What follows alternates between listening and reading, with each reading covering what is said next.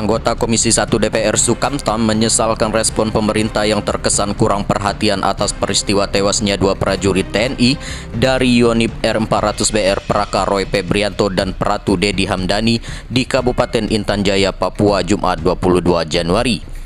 Menurut Sukamta, seharusnya terdapat upaya konkret dari pemerintah menyikapi jatuhnya korban dari TNI ini.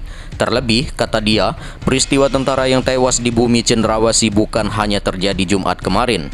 Semestinya ada upaya serius mengatasi hal ini supaya tidak ada lagi korban aparat TNI, Polri, dan juga warga sipil. Kami berharap Pak Menhan Prabowo segera bergerak, kata Sukamta.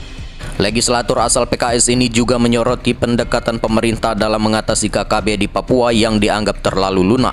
Dari kebijakan itu, ujar dia, kelompok separatis masih leluasa bergerak melakukan serangan kepada aparat keamanan dan warga sipil.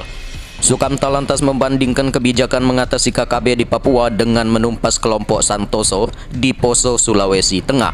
Pemerintah, kata dia, sampai membentuk tim operasi Tinombala untuk mengatasi kelompok Santoso.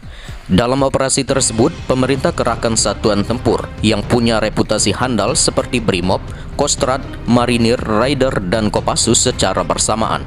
Hal ini yang tidak terlihat dalam upaya tangani kelompok separatis di Papua, ujar dia. Sukamta menduga pemerintah khawatir dengan kritik internasional sehingga mengambil langkah lunak mengatasi KKB di Papua. Dugaan saya, pemerintah ragu-ragu dengan langkah lebih keras karena khawatir sorotan dunia internasional yang memandang masih adanya kasus-kasus pelanggaran HAM di Papua, ujarnya.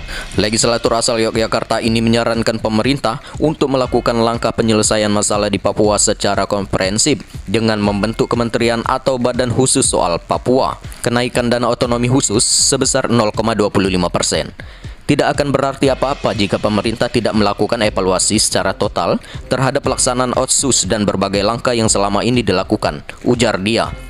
Alih-alih bisa diselesaikan masalah, kenaikan anggaran bisa memperbesar peluang korupsi berjamaah. Pemerintah harus masuk pada akar masalah dan menyelesaikan secara tuntas, dan hal ini bisa dimulai dengan menata kelembagaan secara khusus untuk penanganan Papua, kata dia.